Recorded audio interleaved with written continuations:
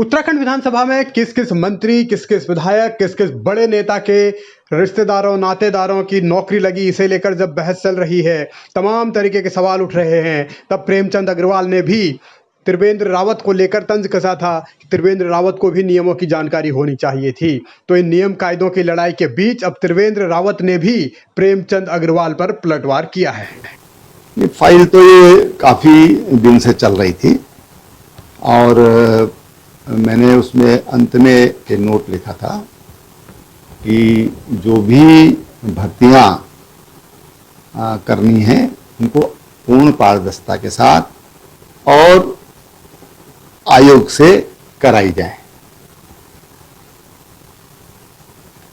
फिर मार्च के महीने में मैं हट गया। उसके बाद क्या हुआ उसकी जानकारी मुझे नहीं है। ये अभी अभी जब समाचार पत्रों के माध्यम से मुझे जानकारी मिली कि विधानसभा में भर्तियां हुई हैं और तथाकथित रूप से उसमें अपनों को नौकरियां दी गई हैं, ये मुझे समाचार पत्रों के माध्यम से ज्ञात हुआ। त्रिवेंद्र रावत साफ यही साबित करना चाह रहे हैं कि जब तक वो मुख्यमंत्री थे तब तक विधानसभा में प्रेमचंद अग्रवाल की जो मनमानी थी वो नहीं चली भर्तियों को लेकर, लेकिन जैसे ही वो मार्च 2021 में मुख्यमंत्री के पद से हटे तो उसके बाद प्रेमचंद अग्रवाल ने किन किन लोगों को नौकरी पर रखा, किन किन लोगों की नौकरी लगाई, इसकी जानकारी उन्हें समाचारों के जरिए मिली है। तो ये एक सीधा सवाल धामी के एक बड़े मंत्री पर पूर्व मुख्यमंत्री त्रिवेंद्र सिंह रावत ने उठाया है। वो विधानसभा के 5 साल सम्मानित अध्यक्ष रहे हैं। आज वो वित्त मंत्री हैं, अनेक विभागों के मंत्री हैं।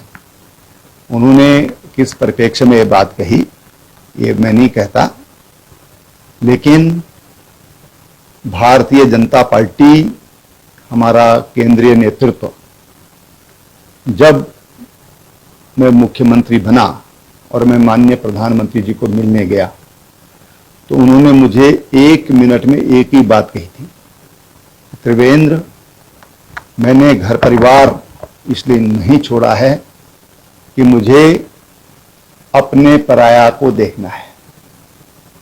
मैंने घर परिवार इसलिए छोड़ा है कि मुझे देश को आगे बढ़ाना है और यही उम्मीद मैं आपसे करता हूं कि आप राज्य के मुख्यमंत्री बने हैं तो आप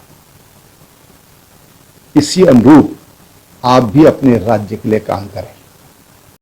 प्रधानमंत्री नरेंद्र मोदी से मिली सीख का हवाला देकर त्रिवेंद्र सिंह रावत ने प्रेमचंद अग्रवाल समेत बीजेपी के उन तमाम नेताओं को नसीहत दी है जिन्होंने अपने नातेदारों, रिश्तेदारों को विधानसभा या दूसरे सरकारी नौकरियों में रखा। लेकिन इसके साथ ही पूर्व मुख्यमंत्री ने पूर्व विधानसभा के अध्यक्ष गोविंद सिंह कुंजवाल को भी निशाने पर लिया है, यानी प्रेमचंद अग्रवाल की तरह ही कुंजवाल ने भी अपनों को नौकरी पर रखा था, लिहाजा त्रिवेंद्र ने उन्हें भी सुनाया है।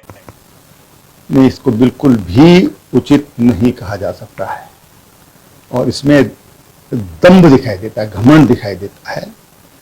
ये बिल्कुल भी उचित नहीं है। लोकतांत्रिक व्यवस्था में और इतने शीर्ष पद पर जो रहे हैं और उनका लंबा कालखंड है विधानसभा के अंदर, पहली बार वो हारे हैं, तो मुझे लगता है कि उन्होंने जो वक्तव्य दिया है उसको कोई भी समझदार व्यक्ति, कोई भी बुद्धिजीवी व्यक्ति, कोई भी संविधान का ज्ञाता इस बात को कभी भी उचित नहीं ठहराएगा, उसको अनुचित ही कहेगा। त्रिवेंद्र सिंह रावत ने उत्तराखंड में भ्रष्टाचार को लेकर जीरो टॉलरेंस की बात कही थी, लेकिन अब जब सवाल उठ रहे हैं कि सरकारी नौकरियों में किस तरीके से भाई भतीजावाद हुआ तो उसी को लेकर त्रिवेंद्र अब सफाई भी दे रहे हैं और सवाल भी खड़े कर रहे हैं कि कैसे उनके जमाने में फाइल जो चली थी विधानसभा में नौकरी की उस पर उन्होंने दस्तखत नहीं किए थे, लेकिन बाद में क्या हुआ ये कहा नहीं जा सकता। इससे यह भी साफ है कि बीजेपी के भीतर एक तूफान है जो कभी भी सुनामी में बदल सकता है। आगे क्या होगा इसको लेकर सबकी निगाहें टिकी हुई हैं।